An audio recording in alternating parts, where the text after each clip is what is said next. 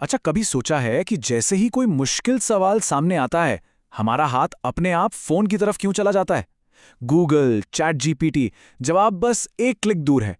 हम सबको यही लगा था कि एआई यानी आर्टिफिशियल इंटेलिजेंस हमें सुपर स्मार्ट बना देगा।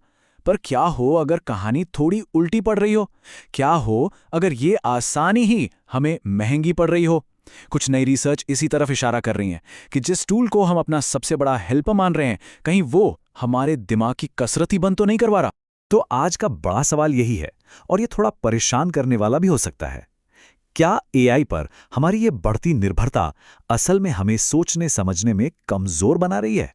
चलिए इस सवाल की तह तक चलते हैं। और यहीं पर आज का सबसे बड़ा कंफ्यूजन खड़ा होता है।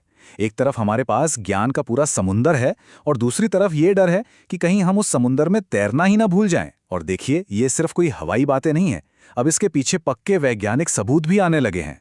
तो चलिए अब अटकलों को साइड में रखते हैं और सीधे सबूतों की बात करते हैं।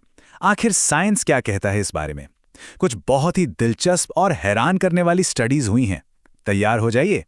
तो सबसे पहले जरा इस चार्ट को देखिए। ये MIT मीडिया लैब की एक स्टडी का नतीजा है। इसमें लोगों को एक निबंध लिखने के लिए कहा गया और साथ ही उनके दिमाग की एक्टिविटी को मॉनिटर किया गया। अब रिजल्ट्स देखिए। जिन्होंने कोई टूल यूज नहीं किया, उनका दिमाग सबसे ज्यादा एक्टिव था। गूगल यूजर्स का थोड़ा कम। लेकिन जो लोग चैट जीपीटी यूज कर रहे थे, ऐसा लग रहा था मानो उनके दिमाग की बत्ती स्विच्ड ऑफ मोड पर हो। मतलब एआई सारा काम कर रहा था और दिमाग बस आराम से देख रहा था। पर रुकिए, कहानी यहीं खत्म नहीं होती। जब ये स्टडी लंबे समय तक चली तो और भी चिंता वाली बातें सामने आईं। चैट जीपीटी यूजर्स धीरे धीरे आलसी होते गए, सिर्फ कॉपी पेस्ट पर उतर आए। और सबसे चौंकाने वाली बात, जब उनसे उनके ही लिखे निबंध के बारे में पूछा गया तो उन्हें कुछ याद तक नहीं था। वहीं जिन्होंने खुद मेहनत की थी, उनकी समझ और याददाश्त दोनों कमाल की थी। और इसी बात को माइक्रोसॉफ्ट और कार्नेगी मेलन यूनिवर्सिटी की एक और स्टडी भी कंफर्म करती है। उनका कहना है कि एआई पर डिपेंडेंसी हमारी क्रिटिकल थिंकिंग को कम कर देती है, यानी चीज़ों को गहराई से समझने और सवाल पूछने की हमारी आदत को। ये तो वैसा ही हुआ जैसे किसी पहेली का जवाब पहले से पता हो तो उसे सुलझाने में दिमाग कौन लगाएगा, है ना? और अगर किसी को लग रहा है कि ये सिर्फ बातें हैं, तो ये नंबर देखिए। 666 लोगों पर हुई एक स्टडी में साफ साफ दिखा कि जो लोग एआई का बहुत ज़्यादा इस्तेमाल करते हैं, उनकी क्रिटिकल थिंकिंग स्किल्स में 31.7% तक की गिरावट आई। ये बहुत बड़ा नंबर है, -31.7%। लेकिन इससे पहले कि हम एआई को पूरी तरह से विलेन बना दें, एक मिनट रुकते हैं, थोड़ा इतिहास में झांकते हैं। सच तो ये है कि जब भी कोई नई टेक्नोलॉजी आई है, इंसानों ने हमेशा ऐसा ही डर दिखाया है। ये कहानी काफी पुरानी है। जरा इस टाइमलाइन पर नजर डालिए। हजारों साल पहले महान फिलोसोफर सुकरात को डर था कि लिखने की कला लोगों की याददाश्त खत्म कर देगी। फिर 70 के दशक में टीचर्स को लगा कि कैलकुलेटर आने से बच्चे हिसाब किताब करना ही भूल जाएंगे। कुछ साल पहले गूगल इफेक्ट की बातें हो रही थी। तो सवाल ये उठता है, क्या एआई को लेकर हमारा डर भी बस वैसा ही है, या इस बार बात वाकई कुछ अलग है?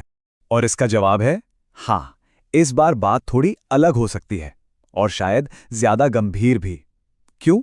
क्योंकि एआई सिर्फ जानकारी को स्टोर नहीं कर रहा, वो हमारे लिए सोचने का काम ही करने लगा है। चलिए समझते हैं कि इसका हमारे दिमाग की वायरिंग पर क्या असर पड़ रहा है। वैज्ञानिक इसके लिए एक शब्द इस्तेमाल करते हैं, कॉग्निटिव ऑफलोडिंग।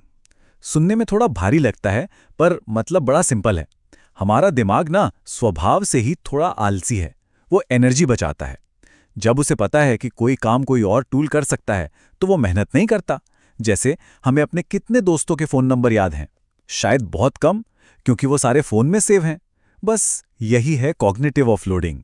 इसका सबसे ज़बरदस्त सबूत मिलता है लंदन के टैक्सी ड्राइवरों की स्टडी से।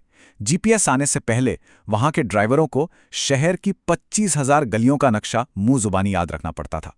और जब उनके दिमाग को स्कैन किया गया तो पता चला कि उनके दिमाग का वो हिस्सा जो याददाश्त और नेविगेशन संभालता है, जिसे हिपोकैम्पस कहते हैं, वो आम इंसान से काफ़ी बड़ा था। और दूसरी तरफ हम हैं जो जीपीएस पर इतना निर्भर हैं कि हमारी रास्ता खोजने की अपनी क्षमता कमज़ोर होती जा रही है।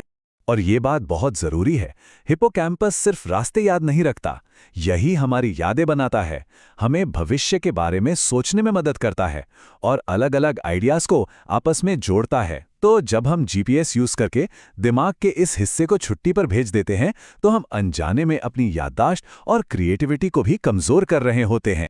तो अब बड़ा सवाल ये है, अगर सिर्फ एक नेविगेशन ऐप हमारे दिमाग की बनावट को बदल सकती है, तो जरा सोचिए, एआई जो हमारे लिए लिख सकता है, कोड बना सकता है, सलाह दे सकता है, वो हमारी सोचने की पूरी काबिलियत पर कितना गहरा असर डाल सकता है? तो क्या करें? क्या एआई का इस्तेमाल करना बंद कर दें? नहीं, बिल्कुल नहीं। इसका हल टेक्नोलॉजी को छोड़ने में नहीं है, बल्कि इसे समझदारी से इस्तेमाल करने में है। और अच्छी खबर यह है कि इसका रिमोट कंट्रोल पूरी तरह से हमारे ही हाथ में है। चलिए देखते हैं हम अपने दिमाग को इस नए जमाने के लिए कैसे ट्रेन कर सकते हैं। सबसे पहले तो ये समझना होगा कि हमारा दिमाग एक मसल की तरह है। जैसे जिम में वजन उठाने से मसल्स बनती हैं, ठीक वैसे ही मानसिक चुनौतियों से दिमाग तेज होता है। अगर हम उसे हमेशा आसान काम ही देते रहेंगे तो जाहिर है वो कमजोर पड़ जाएगा। असली ग्रोथ तो हमेशा कंफर्ट जोन के बाहर ही होती है। और ये बात खास तौर पर उन लोगों के लिए बहुत ज़रूरी है जो अभी सीख रहे हैं, जैसे स्टूडेंट्स या जो अपने करियर की शुरुआत में हैं। पहले जो छोटे मोटे काम होते थे, जैसे किसी रिपोर्ट की समरी बनाना या बेसिक कोड लिखना, असल में वही तो सीखने का मैदान थे। इन्हीं से तो नींव मजबूत होती थी। अब एआई वो सब काम कर रहा है जिससे नए सीखने वालों से प्रैक्टिस का वो ज़रूरी मौका छीन रहा है। तो यहाँ एक सिंपल एक्शन प्लान है। स्टेप 1, किसी भी चीज़ को एआई से ऑटोमेट करने से पहले उसके बेसिक्स खुद सीखिए। स्टेप 2, एआई को एक असिस्टेंट की तरह यूज़ करें, बॉस की तरह नहीं। उसे एक टूल समझें, बैसाखी नहीं। और स्टेप 3, जानबूझकर सोचने की आदत डालें। मुश्किल प्रॉब्लम्स को खुद सॉल्व करें, अपने दिमाग को चैलेंज देते। हमारा लक्ष्य एआई को हराना या उसे दूर भागना नहीं है, बल्कि उसके साथ मिलकर काम करना है। हमें एक ऐसा बैलेंस बनाना है जहां हम एआई की स्पीड का फायदा भी उठाएं और अपने दिमाग की तेजी और क्रिएटिविटी को भी बनाए रखें। ये एआई वर्सेस इंसान नहीं, बल्कि एआई और इंसान की कहानी। तो आखिर में ये सवाल हम सबके लिए है। हमें ये तय करना होगा कि हम टेक्नोलॉजी का इस्तेमाल कैसे करना चाहते हैं। क्या हम हर चीज़ में सिर्फ आसानी और सुविधा चुनेंगे, या फिर हम अपनी सबसे बड़ी ताकत यानी सोचने की क्षमता को बचाने के लिए थोड़ी मेहनत करने को तैयार हैं? इस बारे में आपकी क्या राय है? नीचे कमेंट्स में ज़रूर बताइए।